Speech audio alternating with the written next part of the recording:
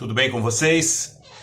Hoje é domingo e na internet muitas pessoas de diferentes procedências têm trazido uma contribuição com mensagens. Há muitas comunidades que se reúnem na internet e fazem as suas celebrações, as suas meditações. Eu gostaria de contribuir também com vocês, compartilhar aquilo que está no meu coração e que possa iluminar o nosso caminho nesse momento tão difícil que estamos trancados em nossas casas, né? Fechados, sem poder ter o calor, né?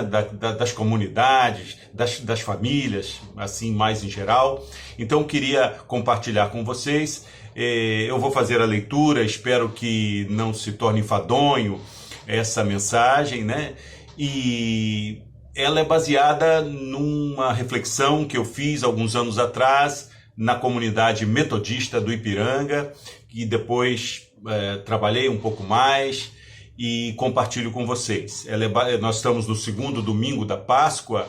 Ela tem naturalmente alguns exemplos de anos anteriores, extraídos da vida, mas que, na minha opinião, servem para os dias de hoje também, tá bom? Então acompanhe, por favor. A morte, a vida e o grande mistério delas. Em momentos de perplexidade e temor, costumamos ter o anseio de uma presença que nos traga paz e algum sentido para a vida. Turbulências pessoais ou na vida social, e o Brasil está aí para não nos deixar mentir, isso anos atrás que eu estou falando, nos inquietam e até nos apavoram. Essa situação nos faz recordar a famosa narrativa do Evangelho, quando Jesus, mais uma vez, aparece aos discípulos depois de ter encarado a morte. Conhecem esse texto? Evangelho de Lucas, capítulo 24. Falavam ainda estas coisas quando Jesus apareceu no meio deles e lhes disse: paz seja convosco. Este é o versículo 36. Estas coisas, na ordem do dia, eram a vida e a morte, e como poder lidar com o grande mistério delas. A morte é desconcertante. Ela gera instabilidade, insegurança, medo. No relato bíblico, Jesus não somente vem à presença das pessoas para desejar a paz, mas também mostra os sinais concretos das dores e dos sofrimentos. Vede as minhas mãos e os meus pés, que sou eu mesmo. Jesus é o texto bíblico, né? Apalpai-me e verificai, porque um espírito não tem carne e nem ossos, como vede que eu tenho. É o versículo 39. Ali estava a chance de tocar nas feridas, de saber das dores. Dele, o Messias e Mestre querido, e de tantos outros como ele. Marielle Franco, assassinada covardemente pelo seu compromisso com a justiça. As crianças sírias mortas pelo terrorismo. Quem não se lembra, isso é de alguns anos atrás, quando eu, pela primeira vez, fiz esta pregação. Tudo fruto do interesse econômico dos fortes.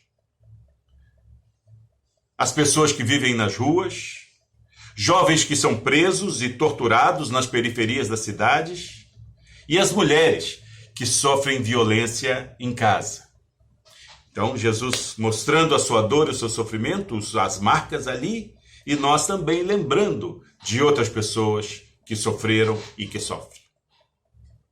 Com estes atos, Jesus realça o sentido profundo e verdadeiro da ressurreição em Israel, seu povo. Não adianta matar ou prender as pessoas. Elas hão de voltar. Esta é a esperança.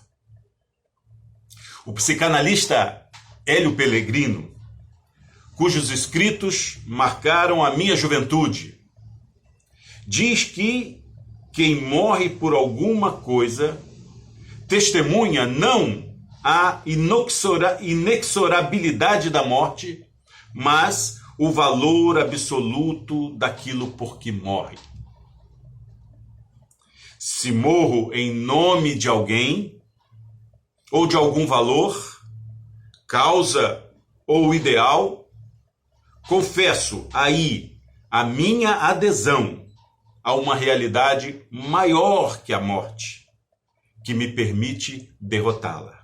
Até aqui são as palavras de Hélio Pellegrino, num belíssimo livro profundo, A Burrice do Demônio. Não sei quantos aí já leram e conhecem. Assim, a morte é enfrentada e superada.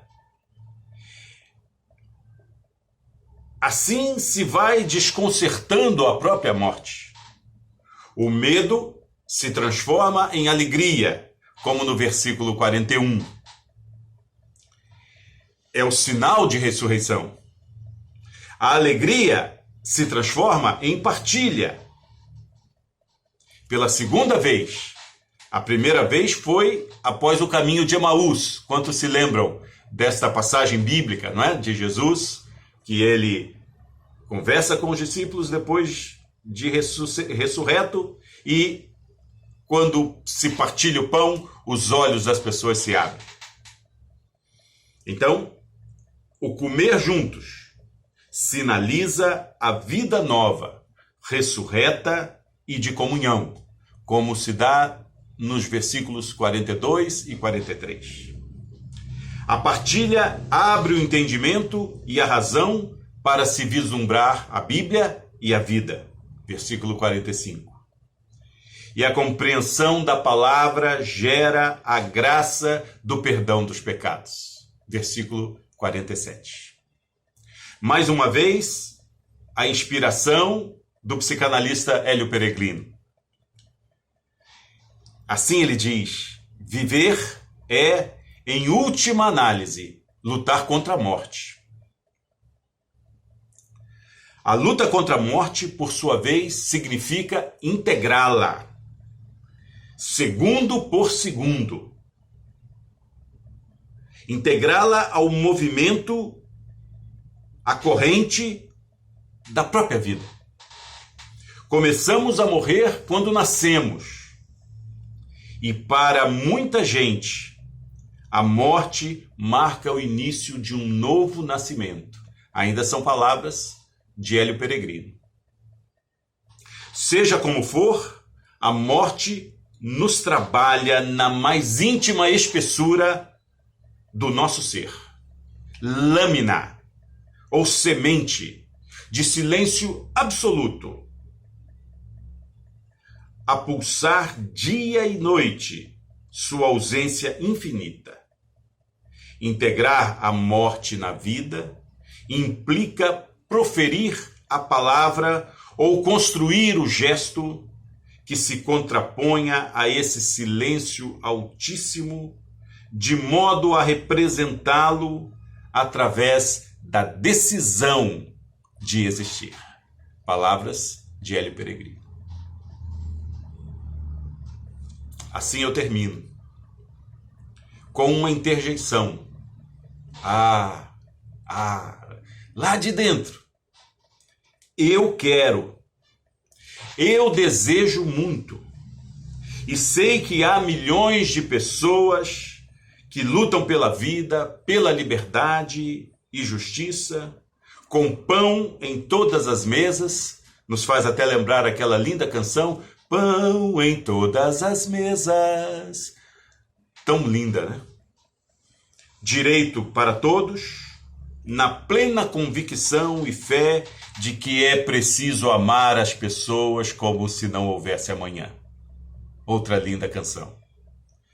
E o versículo 48 encerra, e aqui encerro também minhas palavras, e o desejo de um bom domingo para todos, dizendo: Vós sois testemunhas destas coisas. Um grande abraço para vocês, que Deus abençoe, um bom domingo.